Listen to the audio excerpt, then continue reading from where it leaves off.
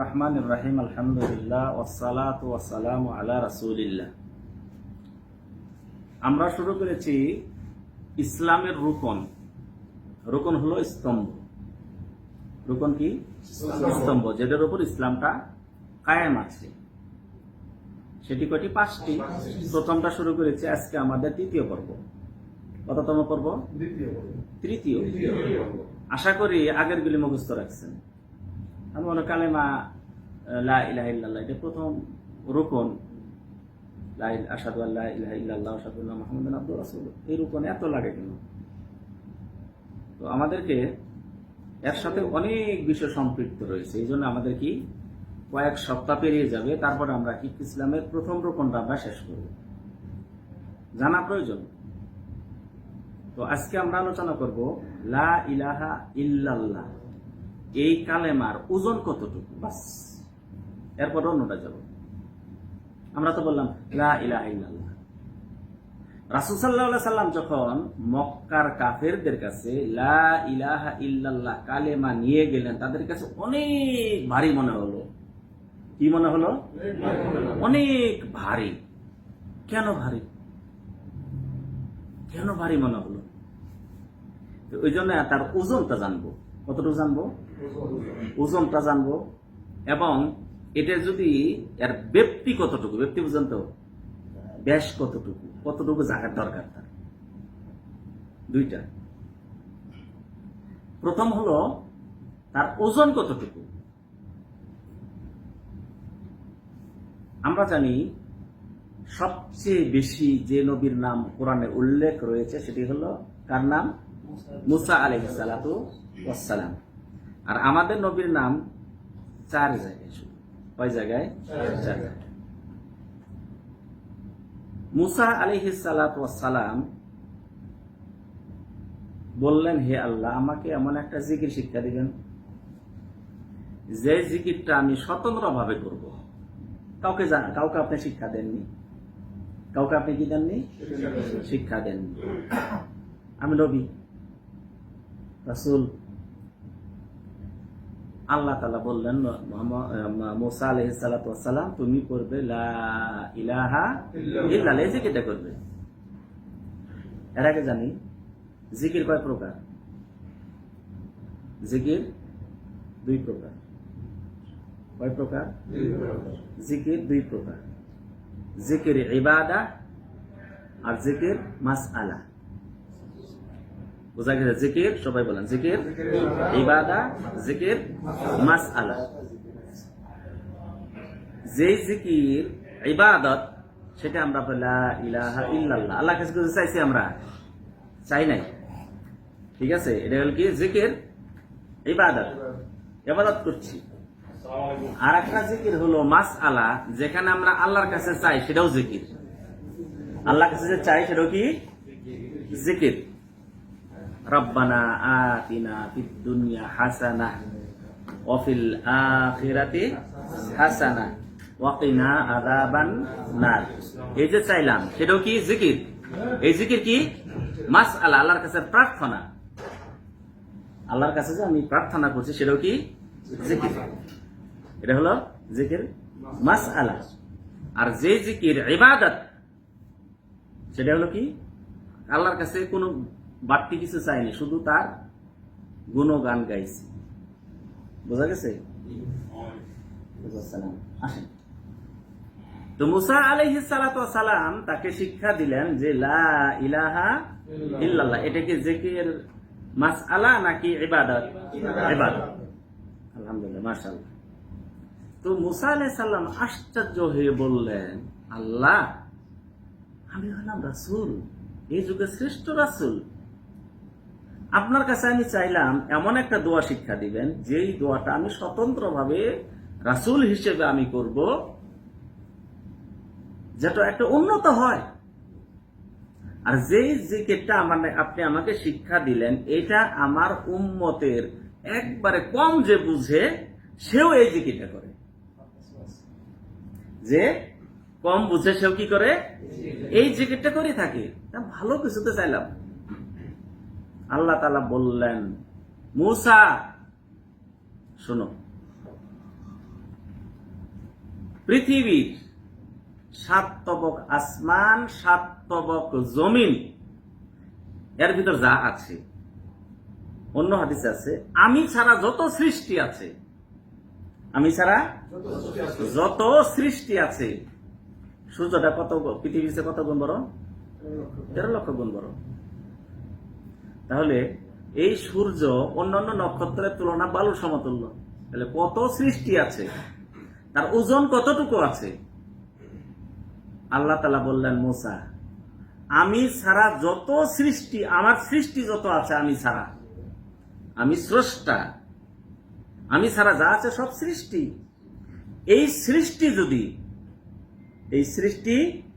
যদি এক পাল্লাতে রাখা হয়, আর এই কালেমা যদি এক পাল্লাতে রাখা হয়, তাহলে কালেমা ভারী হয়ে যাবে। তাহলে এর ওজন কতটুকু? এর ওজন কতটুকু? আল্লাহ নবী সাল্লাল্লাহু আলাইহি ওয়াসাল্লাম বলছেন, এক ব্যক্তিকে কিয়ামতের দিন সবার আমলনামা কি করা হবে? চেক করা হবে, তারপর ওজন করা হবে। তারপরে কি করা হবে? ওজন করা হবে। যদি অল্প যদি হয়, এটা দিয়ে কি করবেন আপনি? স্বর্ণ কিনতে গেছেন, আছে 3 টাকা, 4 না আছে, স্বর্ণ কিনতে পারবেন? ঢুকতে দিবেন আপনার। এরকম পরিস্থিতি কারো হবে? তো আল্লাহ তাআলার ফেরেশ, আল্লাহ তাআলা যার তাওহীদ আছে, শিরক নাই, কি আছে? তাওহীদ পূর্ণ আছে, শিরক নাই, আল্লাহ তাআলা তাকে মানে ছাড়ানোর জন্য শুধু ব্যবস্থা করবেন, চেষ্টা করবেন যে দেখো ফেরেশতারা, দেখো ভালো আমল আছে নাকি। ফেরেশতারা উল্টায় 99টি দফতর, আর একটা দফতর হবে মাদ্দুল বাসার, মানে চোখ যত বড় যায় তত দূর লম্বা, উপর দিয়ে যত দূর যায় এত বড় বড় দফতর, লেখা আছে সবকিছু, জীবনের সবকিছু। বলবে আল্লাহ ভালো কিছু পাই নাই, বলছে খুঁজে বলছে ভালো কিছু পাইনি, আর দপ্তর দেখো, এটা তো পাইনি, আর একটা দেখো। খুঁজতে খুঁজতে দেখা গেল যে ছোট্ট একটা কার্ড পাওয়া গেছে। কি পাওয়া গেছে? কার্ড। ওইটাতে লেখা আছে লা ইলাহা ইল্লাল্লাহ। এটি ভালো কাজ। আল্লাহ নবী সাল্লাল্লাহু আলাইহি ওয়াসাল্লাম বলেন যে ফেরেশতারা বলবে যে আল্লাহ কার্ডটি কি হবে? ওজন দাও। কি করো? তার গুনাহ এক পাল্লায় রাখো, আর ওই কার্ডটা উঠাই দাও। গুনাহ এক পাশে দেওয়া হবে, ওই কার্ডটা এক পাশে রাখা হবে। আল্লাহ নবী সাল্লাল্লাহু আলাইহি ওয়াসাল্লাম বলেন, রাজিহাত কালিমাতু লা ইলাহা ইল্লাল্লাহ, যেটি কার্ডের ভিতরে লা ইলাহা লেখা আছে, লা ইলাহা ইল্লাল্লাহ লেখা আছে, সেটাই ভারী হয়ে যাবে। আল্লাহ তাআলা তো জান্নাতের ব্যবস্থা করে দিবেন। তাহলে তার ওজন কতটুকু? এর ওজন কতটুকু? কিয়ামত হবে। কি হবে? কিয়ামত সংগঠিত হবে। কিয়ামতের আগে যখন সিংহে ফুৎকারটা দেওয়া হবে, এর আগে সমস্ত যাদের মুমিন, যাদের ভিতরে কালেমা লা ইলাহা ইল্লাল্লাহ আছে, সামান্যতম ঈমান আছে, আল্লাহ তাআলা তাকে আগে উঠিয়ে নেবেন। একটা হাওয়া আসবে, ঠান্ডা মৃদু হাওয়া। ওই ঠান্ডা হাওয়া লাগার সাথে সাথে যার ভিতরে ঈমান আছে মৃত্যুবরণ করবে। কেউ যদি পাহাড়ের চিপাতে গিয়েও মানে যায়, সেখানে হাওয়াটা যাবে। এখন প্রশ্ন হলো, মুমিনদেরকে আল্লাহ তাআলা কেন আগে মারবেন? ভালোবাসা। আল্লাহ তাআলা কোরআনে বলছেন যে সেই দিন বাচ্চা ভূমিষ্ঠ হয়েছে, এই বাচ্চা সেই দিনের বিভীষিকা, সেই দিনের ভয়াবহতা দেখে, সিংহায় ফুৎকার দিলে একটা ভয়াবহতা হবে, এই ভয়াবহতা দেখে ওই ছোট বাচ্চার চুল সাদা হয়ে যাবে, বৃদ্ধ হয়ে যাবে সঙ্গে সঙ্গে। এত কঠিন অবস্থা হবে। মা সন্তানকে কখনো ভুলে যায় না। দুগ্ধপ্রসব, ভূমিকম্প হয়েছে, মা মারা গেছে, বাচ্চাটাকে সুন্দর করে কি করেছে? মানে কম্বলে পেঁচে রেখেছে, মা মারা গেছে, বাচ্চা মারা যায়নি, কত আদর করে। আল্লাহ তাআলা বলেন সেই দিন যে বাচ্চাকে দুধ খাওয়াইতেছে এই বাচ্চাকে ভুলে যাবে। আর মেয়েদের প্রসব বেদনা এত কষ্ট, আল্লাহ তাআলা বলেন প্রসব হয়ে যাবে, মা বুঝতেই পারবে না যে প্রসব হয়ে গেছে। তাহলে প্রসব বেদনার চেয়ে লক্ষ লক্ষ কোটি কোটি গুণ ভয়াবহতা হবে কিয়ামতে যখন সিংহায় ফুৎকার দেওয়া হবে। এই জন্য আল্লাহ চান আমার বান্দা যারা একবার আমাকে কালেমা লা ইলাহা ইল্লাল্লাহ পাঠ করেছে, সরিষা পরিমাণ ঈমান আছে, ওই ভয়াবহতার ভিতরে আল্লাহ তাআলা ওই বান্দাকে তিনি দেখাবেন না, এই কষ্ট দেখাবেন না, এই বিভীষিকার ভিতরে আল্লাহ তাআলা তাকে রাখবে না বলে আল্লাহ তাআলা আগেই তাকে জনকবজকে নিয়ে যান। আল্লাহ তাআলা কত ভালোবাসেন মুমিনদের। এর নাম কি? লা ইলাহা ইল্লাল্লাহ। এই কালেমা লা ইলাহা ইল্লাল্লাহ, এই কালেমার পাঠ করার আগ পর্যন্ত কারো ইবাদত কবুল হবে না। হাতেম তাইর কিচ্ছা আমরা জানি নাকি? উদাহরণ দিয়ে হাতেম তাই হয়েছে। হাতেম তাই ছিল হায়েল এলাকার দিকে। হায়েল আছে না একটা এলাকা, হ্যাঁ, যেখান থেকে আলু বেশি হয়, হায়েল। হাতেম তাইর ছেলের নাম হলো আদি। তার ছেলে ইসলাম গ্রহণ করেছে, তার মেয়ে ইসলাম গ্রহণ করেছে। হাতেম তাইর ছেলে কি সাহাবা, এবং তার মেয়ে সাহাবিয়া ইসলাম গ্রহণ করেছে, পরীক্ষা করে ইসলাম গ্রহণ করেছে। একজন আর একজনের পাঠাইছে, দেখে আসো তো তিনি যে নবুয়ত দাবি করছে কেমন, তবে তাড়াতাড়ি আসবে। উনি গিয়ে ইসলাম গ্রহণ করার পর রাসূলের মহব্বতে তিনি সব ভুলে গেছে। অনেকদিন পর গিয়ে বলছে, কি খবর, তোমার খবর দিতে পাঠাইলাম, দেরি করলে? বলছে, যার কাছে আমি গেছি, কালেমা পড়েছি, তাকে ছেড়ে আসার মতো অবস্থান ছিল না।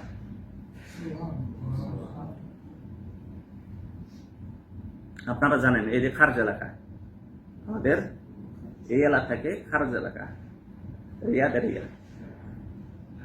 এই যে আপনারা দেখেন যে সালাম পার্কের ওখানে দেখবেন একটা রোড আছে আশা, সারে আশা। এখানে ছিল সুমামা বিন উসালের বাড়ি। তার সাথে যুদ্ধ হয়, মুসলমানদেরকে নিহত করে, তারপরে তাকে ধরে নিয়ে যাওয়া হয়।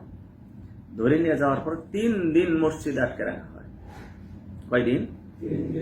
আর রাসূল সাল্লাল্লাহু আলাইহি সাল্লাম গিয়ে বলেন, সুমামা তুমি কি ইসলাম গ্রহণ করবে? ছেড়ে দিব।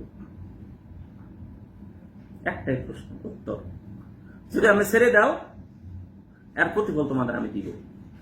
যদি আমাকে ছেড়ে দাও কি করবো আমি? আর প্রতিফল ভালো কিছু তোমাদের দিব। আর যদি আমাকে হত্যা করো তাহলে মনে রাখো আমার এলাকায় কিন্তু আমার জ্ঞাতি গোষ্ঠী বড়, প্রতিশোধ নেবে। 3 দিন পরে ছেড়ে দেওয়া হলো। কাকে ছেড়ে দেওয়া হলো? ছেড়ে দেওয়া হলো সুমামা বিন উসাল। তিনি গেলেন, গিয়ে আজকের যেমন মাজরা বুঝলেন তো, যেখানে শস্য, ওখানে দেখুন ওর পানির ব্যবস্থা, সেখানে গিয়ে গোসল করছেন। গোসল করে এসে তিনি ইসলাম গ্রহণ করছেন। কি করছেন? ইসলাম গ্রহণ করছেন।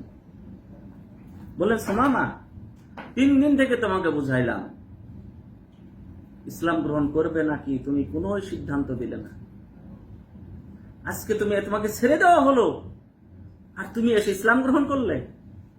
বলছে, ইয়া রাসূলুল্লাহ, আপনি আমার শরীর ছেড়ে দিয়েছেন, কিন্তু অন্তরটা কেন বাইন্ধে রেখেছেন রাসূল, সেজন্য আমি আর পারিনি যেতে। লা ইলাহা ইল্লাল্লাহ মুহাম্মাদুর রাসূল। কালেমা লা ইলাহা ইল্লাল্লাহ এর ওজন এবং এর ব্যাপ্তি কতটুকু আমরা মুসা আলাইহিস সালাতু ওয়াস সালামের সেই ঘটনা থেকে জানলাম। এই কালেমা কেউ যদি, যেমন হাতেম আত্তাই, আমরা হাতেম তাই বলি, এই হাতেম আত্তাই তার ছেলে ইসলাম গ্রহণ করার পর রাসূল সাল্লাল্লাহু আলাইহি সাল্লামের কাছে এসে বললেন, ইয়া রাসূলুল্লাহ, আমি যে কালেমা পাঠ করার আগে ভালো কাজ অনেক কিছু করেছি, মানে বাবার উত্তরসূরি আমি, বাবার মতো কিন্তু আমিও কিন্তু বদান্যতা দেখিয়েছি, আমি তো হাতেম তাইয়ের ছেলে, তার মতো আমি দান খয়রাত করেছি, আমি কি ওগুলি কিছু পাবো না? বলছেন না, কালেমা পাঠ করার আগে যা করেছো তুমি কিছু পাবে না। তো ভালো কাজ করেছি, বলছে ভালো কাজের বদৌলতেই আল্লাহ তাআলা তোমাকে হয়তো ইসলাম কবুল করিয়েছেন। বলছে আমার বাবা সারা পৃথিবীতে তার উদাহরণ। বলছে তোমার বাবা যা করে গেছেন দুনিয়াতেই নাম পাবেন, নাম পেয়েছেন, তিনি কালেমা পাঠ যদি করতেন তাহলে সেগুলি পেয়ে যেতেন। আবু তালেব ইসলামের জন্য কম করেছে নাকি? রাসূলের জন্য কম করেছে নাকি? মুসলমানদের জন্য কম করেছে নাকি? কিন্তু রাসূলুল্লাহ সাল্লাল্লাহু আলাইহি ওয়াসাল্লাম বলেন, উনি যদি কালেমা একবার পাঠ করতেন, বারবার বলছিলেন, যেখানে মৃত্যু সজ্জা, কাফেরদের লিডার সেখানে উপস্থিত, চাচা আপনি যদি কালেমা একবার পাঠ করেন, খালি বলবেন লা ইলাহা ইল্লাল্লাহ, এইটা নিয়ে কিয়ামতের দিন আল্লাহর কাছে আমি প্রমাণ পেশ করব যে আমার চাচা মুসলমান হয়েছিল, ইসলাম গ্রহণ করেছিল। একবার পাঠ করেন, পাঠ করতে চায়। লিডাররা কি বলে জানেন? আবু তালেব শেষ বয়সে কি শেষমেশ কি তুমি আব্দুল মুত্তালিবের যে ধর্মে ছিলে, বাপ দাদার ধর্ম ছেড়ে দিবে? শেষ কথা তা হলো যে আমি বাপ দাদার ধর্মের উপরে মৃত্যুবরণ করলাম। আল্লাহ নবী সাল্লাল্লাহু আলাইহি সাল্লাম বলছেন তার জন্য আমার সুপারিশ থাকবে। আমার সুপারিশটা হলে আবু তালেব জাহান্নামের সবচেয়ে বেশি সাজা হবে।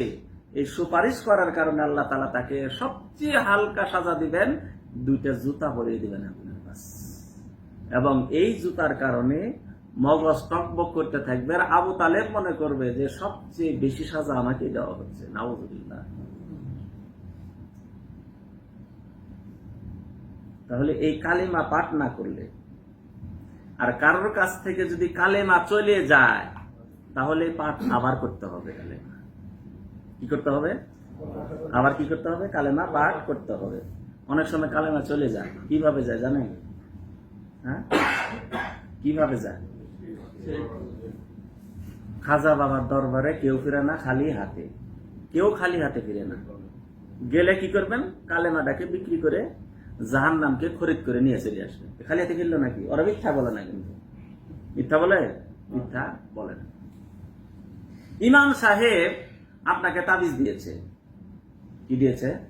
তাবিজ। বলছি ইমাম সাহেব 5 ওয়াক্ত নামাজ পড়েন, খুতবা দিয়ে এত ওয়াজ করেন, ভালো বক্তৃতা করেন, তাবিজ দিয়েছেন।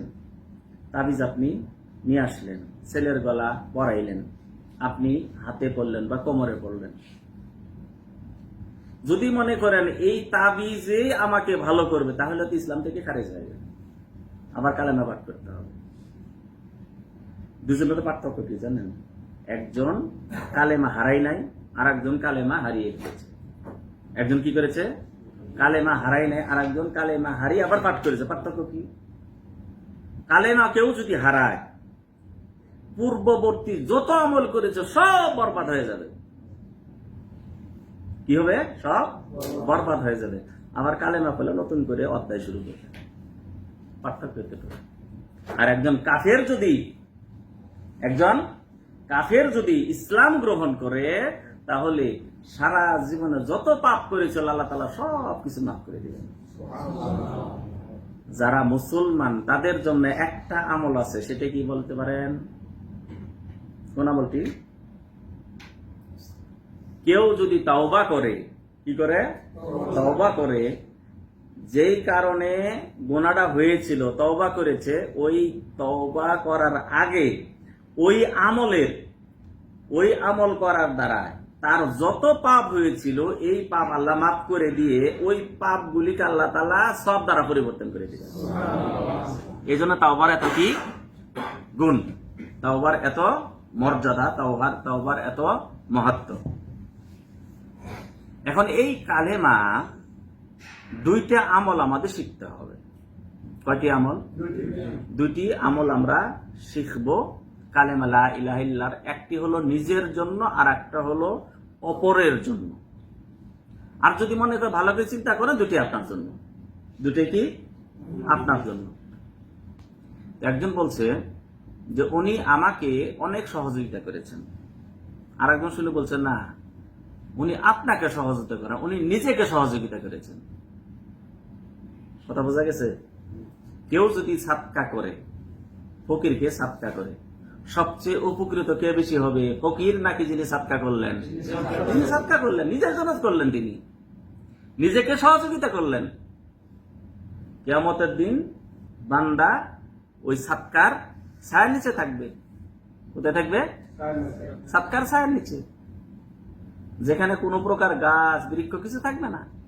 যারা আরশে ছায়ার নিচে স্থান পেয়েছেন তাদের ব্যাপার আলাদা, কিন্তু যারা পায়নি সাদকার ছায়ার নিচে থাকবে। তাহলে দুইটা আমল শিখাবো, একটা হলো নিজের জন্য আর একটা অপরের জন্য। আর অপরের জন্য যেটা, সেটাও নিজের জন্যই। নিজের জন্য কি? রাসূল সাল্লাল্লাহু আলাইহি সাল্লাম বলছেন, মান কানা আখিরু কালামিহি লা ইলাহা ইল্লাল্লাহ দাখালাল জান্নাহ। কেউ যদি কোন ব্যক্তির যদি সর্বশেষ পৃথিবীর থেকে যখন বিদায় নেয়, সর্বশেষ কথা যদি হয় লা ইলাহা ইল্লাল্লাহ, সে নিশ্চিত জান্নাতি। সে কি? নিশ্চিত জান্নাতি। তাহলে আমাদেরকে যখন আমরা ঘুমাইতে যাব, বিশেষ করে যখন ঘুমাইতে যাব, ওই সময়কালে আমরা সর্বশেষ আমি কথাটা বলবো সেটি হলো লা ইলাহা ইল্লাল্লাহ। এটি সর্বশেষ কথা হবে আমার। এই ঘুমে যদি মৃত্যুবরণ করেন তাহলে আপনি জান্নাতি। আর ঘুমটা কি? আল্লাহ তাআলা কোরআনে বলছেন যে যখন মানুষ ঘুমিয়ে যায় তার রূহটা আমি নিয়ে নেই, যাকে ইচ্ছা ফেরত দেই, আর যাকে ইচ্ছা ফেরত দেয় না সে মানে সর্বশেষ মৃত্যুবরণ করে। আল্লাহর হাতে। অনেকেই মনে করবেন যে হার্ট অ্যাটাক করেছে। আরে লোকটা তো ভালোই ছিল, কোনো রোগ ছিল না, হার্ট অ্যাটাক করেছে। আল্লাহ দেন নাই তাকে, রূহ আর ফেরত দেন নাই। এটাই নিশ্চিত কথা। এটাই কি নিশ্চিত কথা? এটাই তো। এই জন্য যখন কোনো বিপদ দেখবেন, নৌকা ডুবে যাচ্ছে, বাঁচার আর পথ নেই, তখন আপনি কি করবেন? কালেমাটা পাঠ করেন। দুনিয়াতে গেলেন, কিন্তু আখেরাত আপনার জন্য নিশ্চিত। আখেরাত আপনার জন্য কি নিশ্চিত? কি পাঠ করবেন? লা ইলাহা ইল্লাল্লাহ। আর একজন অপরের জন্য কেমনে করবেন? হিন্দু হোক, খ্রিস্টান হোক, মুসলিম হোক, মুসলিম মানে একবারে কি বলে নিম্ন দরজার মুসলিম হোক, যেই হোক না কেন, আপনার জানের দুশ্মন হোক না কেন, মৃত্যুপথ যাত্রী, কণ্ঠনালীতে জীবন চলে এসেছে, ওই সময়কালে আপনি তার কানের কাছে গিয়ে জোরে জোরে না, আস্তে আস্তে, যাতে করে উনি শুনতে পান, খালি পাঠ করবেন লা ইলাহা ইল্লাল্লাহ, আর কিছু না। নির্দেশ দিবেন না। কি করবেন না? নির্দেশ দিবেন না। তিনি যে পরিস্থিতিতে আছেন, এই পরিস্থিতিতে সবাইকে পড়তে হবে, সবাইকে ওই পরিস্থিতিতে পড়তে হবে। সাকারাতুল মাউত, মৃত্যুর সময় যে একটা কষ্ট যে সবার হবে। রাসূলুল্লাহ সাল্লাল্লাহু আলাইহি ওয়াসাল্লাম মৃত্যুর শয্যায় বারবার তিনি বাটির ভিতরে পানির আছে, পানি, তার ভিতরে হাত দিচ্ছেন, ওই হাত দিয়ে তিনি মুখ মুছছেন আর বলছে ইন্না লিল মাউতি সাকারাত, মৃত্যুর যন্ত্রণা সবার হয়, আমারও হচ্ছে। রাসূল সর্বশ্রেষ্ঠ মানব, সর্বশ্রেষ্ঠ রাসূল, তাকেও কি হচ্ছে? মৃত্যুর যন্ত্রণা হচ্ছে, বারবার পানি দিচ্ছেন আর তিনি মুখ মুছছেন আর বলছেন ইন্না লিল মাউতি সাকারাত, মৃত্যুর যন্ত্রণা সবার হয়, আমারও হচ্ছে, সবার হবে। ওই মৃত্যু যন্ত্রণা উনি আছেন আর আপনি চাপিয়ে দিচ্ছেন, বলো না। আপনি কি করবেন? শুধু তার কানের কাছে করবেন। উনি যদি মুখ নড়াইতে পারছেন না, শুধু অন্তরটা নড়ছে, অন্তর দিয়েও যদি উনি যদি কালেমা লা ইলাহা ইল্লাল্লাহ পাঠ করে, আল্লাহ নবী সাল্লাল্লাহু আলাইহি ওয়াসাল্লাম সুসংবাদ দান করেছেন সে জান্নাতি। এখন এটা ওনার জন্য পাঠ, আপনার জন্য কেমন হলো? রাসূল সাল্লাল্লাহু আলাইহি ওয়াসাল্লাম বলছেন, আপনার কারণে কেউ যদি জান্নাত চায় তাহলে তার প্রতিটি অঙ্গের বিনিময়ে আপনার প্রতিটি অঙ্গকে জাহান্নাম থেকে আপনি বাঁচালেন, আপনার লাভ করলেন তো নাকি? তাহলে এই দুইটা আমল আমরা করব। আমাদের দেশে যখন মৃত্যুপথ যাত্রী, ওই লোকটা যখন অবস্থা খারাপ, সবাই খালি কান্নার রোল, কি রোল? কান্নার রোল। তার সহযোগে কেউ করছে না, তার উপকারে কেউ আসছে না। তার স্ত্রী জানার দরকার, আমার স্বামী যেন আজকে যেন কালেমাটা পাঠ করে যেন ওপারে যেন আল্লাহ তাকে সুস্থ রাখেন, ওপারে যেন তাকে শান্তিতে রাখে, যেন কালেমাটা পাঠ করাই। কি করাই? কালেমাটা পাঠ করানোর চেষ্টা করি। না, উনি নিজে নিয়ে আসেন মানে কান্না, ছেলেরাও তাই, মেয়েরাও তা, আত্মীয় স্বজন সবাই। কিন্তু আপনি যদি পারেন, এখান থেকে শিখে গেলেন, যাওয়ার পরে দেখবেন যে একজন মুমূর্ষ রোগী রয়েছে, তার সামনে সবাইকে আগে শব্দটা বন্ধ করেন, আওয়াজ বন্ধ করেন, যারা কান্নাকাটি করছে তাদেরকে বের করে দেন, পরিবেশ শান্ত রাখেন। দেখবেন আপনার যদি প্রেশার বেড়ে যায়, পাশে একটা ছাগল আছে ন্যায় করে উঠছে, ওটা ভালো লাগবে না, দিবেন এক আশায়। অনেকে হয় এরকম, কিন্তু ছাগল ছিল মানে এমন পেরেশান, ছাগলে আশাতে মেরে গেছে। ওই সময় কালে মৃত্যুর সময় সাকারাতুল মাউত যখন এসেছে, তখন আপনার পরিস্থিতি কেমন হয়েছে? কোনো শব্দ ভালো লাগবে না।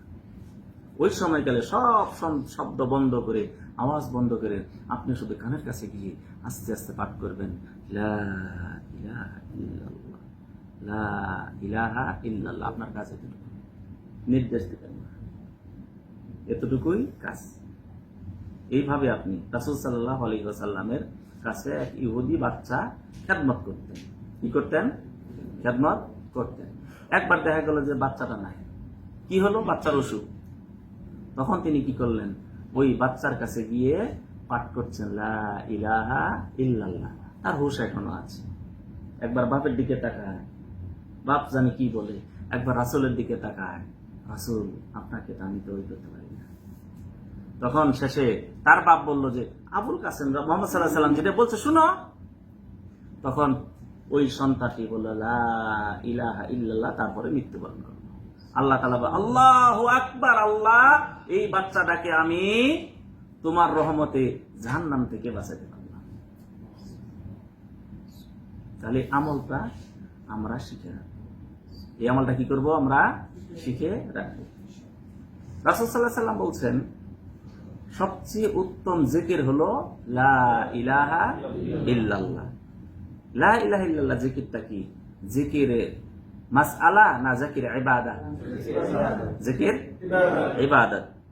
তাহলে আমরা এই কালেমাটাকে আমাদের পরিকল্পনার অভাব। পরিকল্পনা করব প্রত্যেক দিন আমি 10 বার পাঠ করব। কয়বার? কমপক্ষে 10 বার পাঠ করব। কেউ যদি পারি প্রত্যেক সালাত অন্তর আমি 10 বার করে পাঠ করলে 50 বার হবে। তাহলে কিয়ামতের দিন কত ওজন হবে? একটা রাখলে যদি আপনার সমস্ত গুনাহ থেকে ভারী হয়, 10 বার করলে জান্নাতে মর্যাদা কতটুকু বৃদ্ধি হবে আপনার? পরিকল্পনা করেন 20 বার পাঠ করব, শোয়ার সময় 10 বার পাঠ করব, সকালে আমি 7 বার পাঠ করব।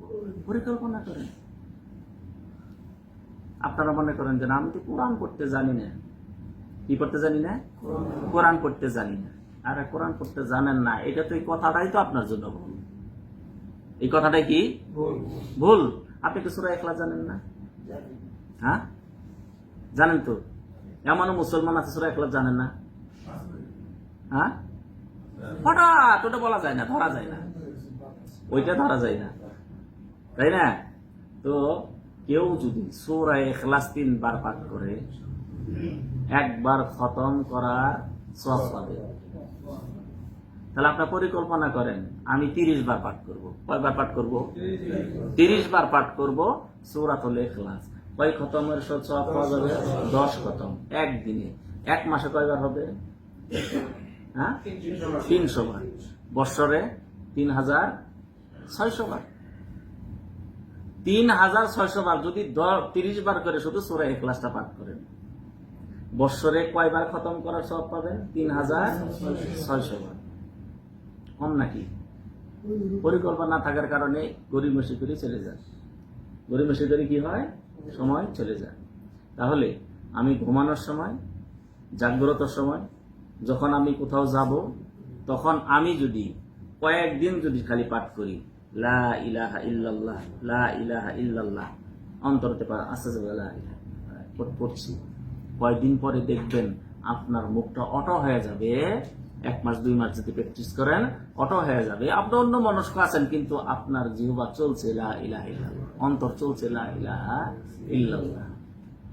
অটো হয়ে যাবে। কি হয়ে যাবে? অটো হয়ে যাবে। অনেকের কাছে অনেকেই বলেছে যে আল্লাহ নবী সাল্লাল্লাহু আলাইহি সাল্লাম বলছেন 4টি কালেমা হলো আল্লাহর কাছে অধিক প্রিয়। কয়টি কালেমা? 4টি কালেমা। সুবহানাল্লাহি, আলহামদুলিল্লাহি, লা ইলাহা ইল্লাল্লাহু, আল্লাহু আকবার। অনেকে বলছে যে প্রথম আমি শুরু করেছি, এরপরে আমার আর পাঠ করতে হয় না, অটো হয়ে গেছে। কি হয়ে গেছে? মাঝে মাঝে মনস্ক যখন আমি ফেরত নিয়ে আসি, তখন আমি ফেরত আসার পরে দেখি যে আমার জিহ্বা এবং অন্তর এই কালেমাগুলি 4টি কালেমা পড়তে আছে। লা ইলাহা কালেমার সাথে আপনি সম্পর্ক জোড়েন। কি করেন? লা ইলাহা কালেমার সাথে সম্পর্কটা জোড়েন, দেখবেন যে এই কালেমা অটো হয়ে যাবে, সবসময় পাঠ করতেই থাকবে। এর নাম কি? লা ইলাহা ইল্লাল্লাহ। তাহলে লা ইলাহা ইল্লাল্লাহ এই কালেমাটি মুসলমান এবং পার্থক্য বিদ্যা করে যখন কালেমাটা পাঠ করলো, পাঠ করার সাথে সাথেই আপনার মুসলিম ভাই, আপনার কি মুসলিম ভাই, উসামা রাদিয়াল্লাহু তাআলা আনহু যুদ্ধের ময়দানে গেছেন, বলছে একজন পরাস্ত হয়েছে বিধর্মী, বলছে লা ইলাহা ইল্লাল্লাহ, তারপরেও কি করেছে? তারপর বর্ষা মেরে দিয়েছে, মৃত্যুবরণ করেছে। রাসূল সাল্লাল্লাহু আলাইহি ওয়াসাল্লাম বর্ণনা করার পর রাসূল সাল্লাল্লাহু আলাইহি ওয়াসাল্লাম বলছে, তুমি কি তার অন্তর কেটে দেখছিলে? যখন বলো কেন মেরেছো, বলছো যে আমাকে তলোয়ার থেকে বাঁচার জন্য সে লা ইলাহা কালেমা পাঠ করেছে। তুমি কি অন্তর কেটে দেখেছো? বলছে না। সে যখন কিয়ামতের দিন যদি এই কালেমা লা ইলাহা ইল্লাল্লাহ নিয়ে যদি আল্লাহর কাছে যদি হাজির হয়, তখন তুমি আল্লাহর কাছে কি জবাব দিবে? কালেমা পাঠ করেছে মুসলমান। কিন্তু এখন যদি ওই দলিল যদি দেন যে কালেমা পাঠ করেছে, নামাজ না পড়লেও মুসলমান না, কালেমা পাঠ করেছেন ওই ব্যক্তি এখন পর্যন্ত কালেমা বিরোধী কোনো কথা, কোনো আচরণ তার দ্বারা বাহির হয়নি, হয়েছে। নামাজেরও সময় আসে নাই যে নামাজ ছেড়ে দিয়েছে, কিন্তু কালেমা পাঠ করেছেন। এখন কেউ যদি কালেমা পাঠ করার পরে যদি সালাত এসেছে, সালাতই পড়ে নাই, কালেমা ধরে রেখেছে সে? না, ধরে রাখে না। তো এই জন্য আমাদেরকে কালেমাটা ধরে রাখতে হবে। রাসূল সাল্লাল্লাহু আলাইহি ওয়াসাল্লামকে জিজ্ঞাসা করা হলো, ইয়া রাসূলুল্লাহ, আমাকে সংক্ষিপ্ত কিছু আমল শিক্ষা দিন, এই আমলটা আমি করে আমি যেন পরিত্রাণ পেয়ে যাই। রাসূল সাল্লাল্লাহু আলাইহি ওয়াসাল্লাম বললেন যে তুমি বলো লা ইলাহা ইল্লাল্লাহ এবং এর উপরে তুমি অটুট থাকো। এই জন্য কোরআনে আল্লাহ তাআলা বলেছেন, ইন্নাল্লাযীনা ক্বালু রাব্বুনাল্লাহ সুম্মা ইসতাকামু। মানুষের মৃত্যুর এই যে আমরা যে কার্যক্রম চালিয়ে যাচ্ছি, মৃত্যুটা যেন ভালো হয়, সন্তান যেন ভালো থাকে, তাই না? আমি যেন চিরসুখী জীবনটা পাই। এই জন্য তো আমরা কি এত খাটাখাটি, বিদেশ কেন আছে? এই জন্যই তো নাকি? আল্লাহ তাআলা বলছেন, যারা আল্লাহকে রব বলে স্বীকার করে নিয়েছে, আল্লাহকে কি বলে স্বীকার করে নিয়েছে? রব বলে স্বীকার করে নিয়েছে, এবং ওর উপরে সে অবিচল থেকেছে। কি থেকেছে? অবিচল থেকেছে তার উপরে। মৃত্যুর সময় আল্লাহ ফেরেশতা প্রেরণ করে ওই ব্যক্তিকে বলবে, তোমার ভয়েরও কারণ নাই, চিন্তারও কারণ নাই।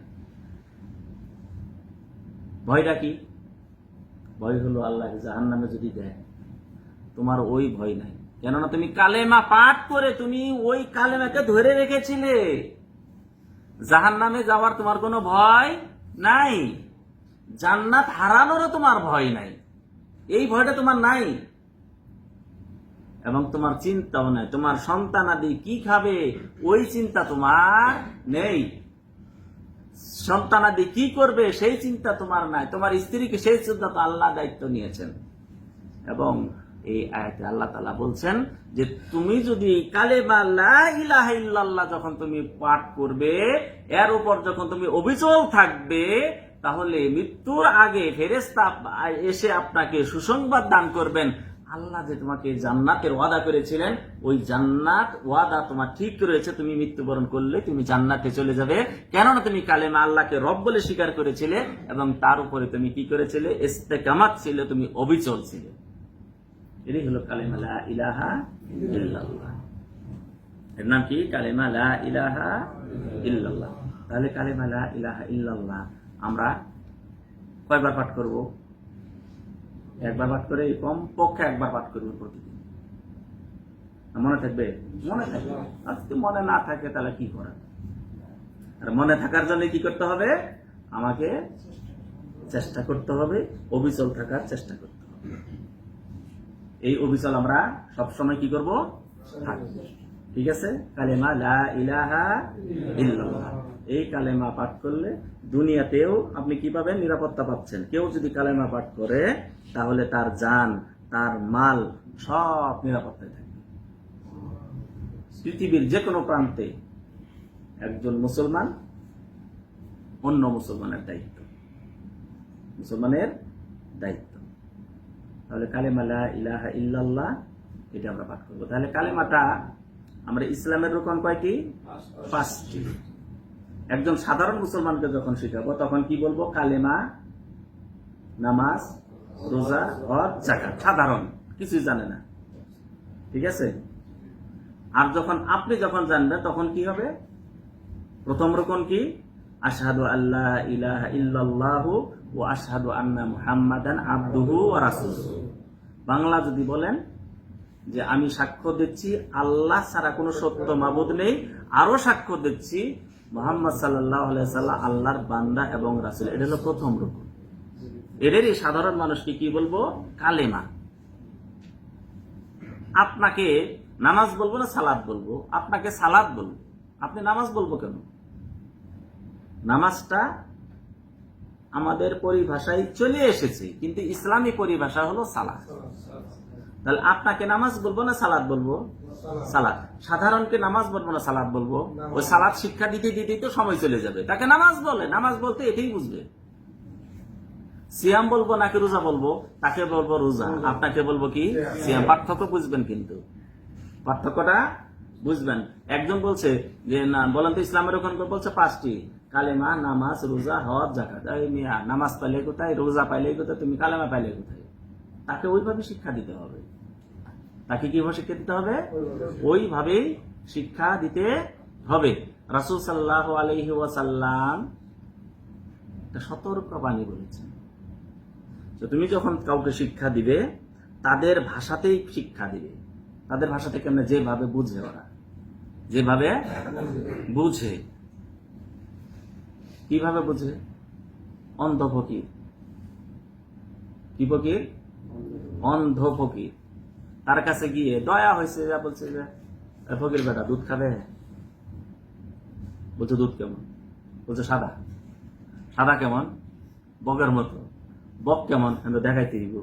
বক কেমন দেখাইব? তা হাত টেপ করছে, করার পরে হাতায় দেখি বলছে আমি খাবো না, তুই গলা একটু জানি। দুধের বর্ণনার দিকে এটাই। তাকে কি বলতে হইতো?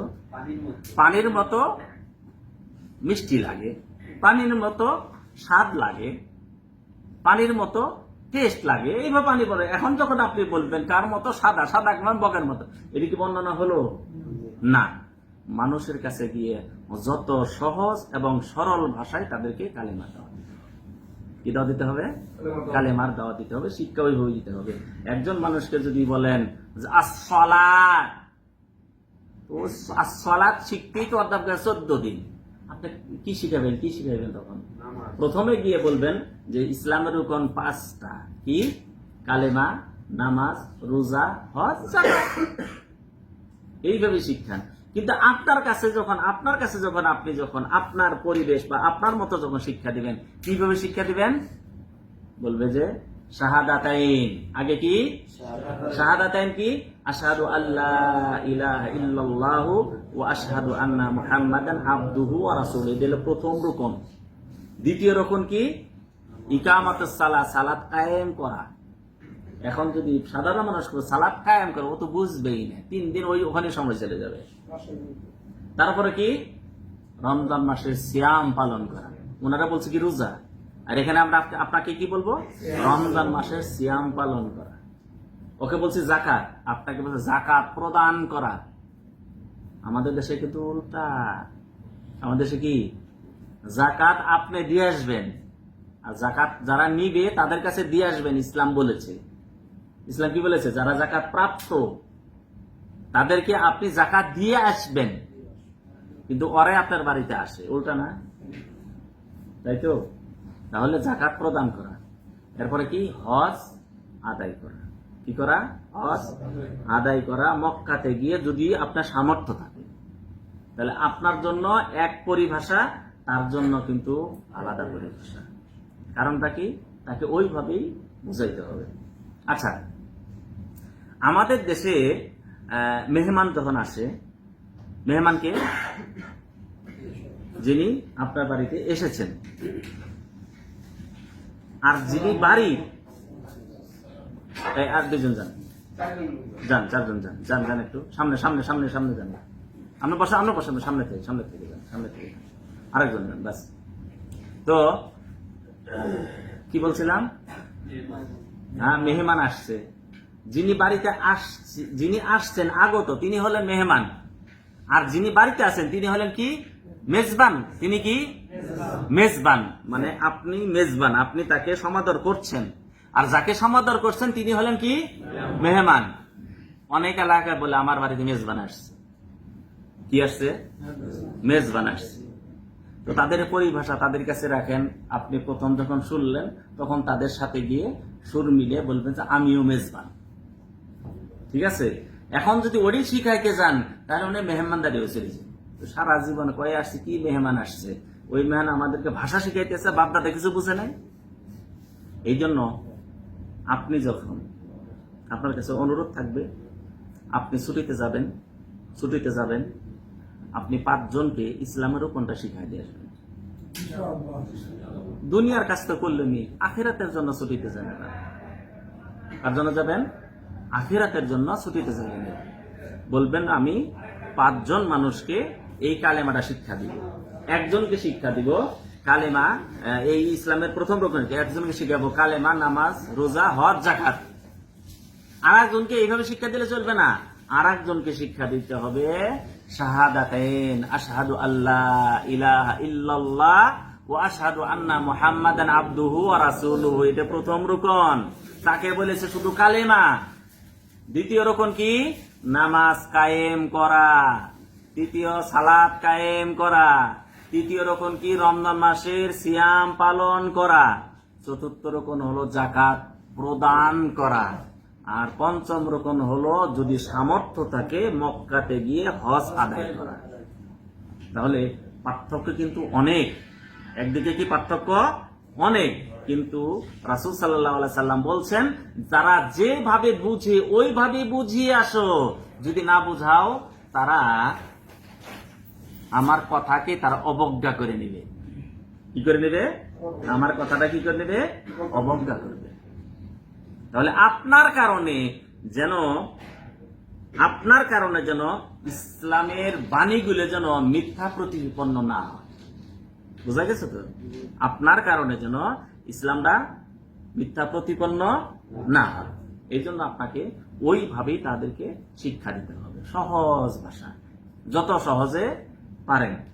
ঠিক আছে? আর এমন যেন না পারে, বিকৃতি যেন না করে দিন। ওই দিকেও কি রাখতে হবে? খেয়াল রাখতে হবে।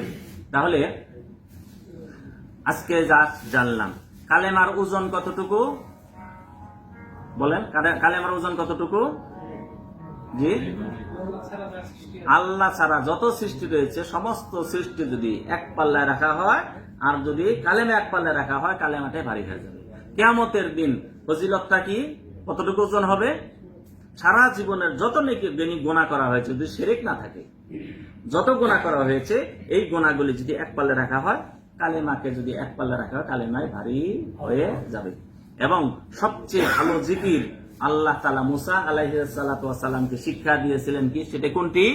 লা ইলাহা ইল্লাল্লাহ। আর এই কালিমা মুসা আলাইহিস সালাতু ওয়াস সালাম মনে করেছিলেন যে হয়তো দামি না, যখন জানলেন তখন মুসা আলাইহিস সালাতু ওয়াস সালাম কি জানলেন, যে এই কালেমা এত পাওয়ার, এত দামি, এটা আমি আগে জানা ছিল না। অনেক সময় দেখা যায় যে ছোট্ট একটা জিনিস, সেটা আমরা কি করতাম না, জানতাম না, পরে জানার পরে মনে করলাম মাশাআল্লাহ, কি বলেন, বরই গাছের পাতা এত উপকারী, আমরা অনেকে জানি না। বরই গাছের পাতা এত উপকারী আমরা অনেকেই জানি না। যখন বৃষ্টি হয়, শিলা বৃষ্টি হয়, এই শিলাগুলি যে এত উপকারী সেটা আমরা জানতাম না, জানার পরে আমল করি। আল্লাহর কাছে দোয়া করে আল্লাহ রাব্বুল আলামিন যেন কালেমা লা ইলাহা ইল্লাল্লাহ সঠিকভাবে জেনে এর অর্থ বুঝে সেই অনুযায়ী আমাদের জীবন যেন পরিচালনা করতে আল্লাহ তাআলা আমাদের সবাইকে তৌফিক দান করুন। আসসালামু আলাইকুম ওয়া রাহমাতুল্লাহি ওয়া বারাকাতুহু।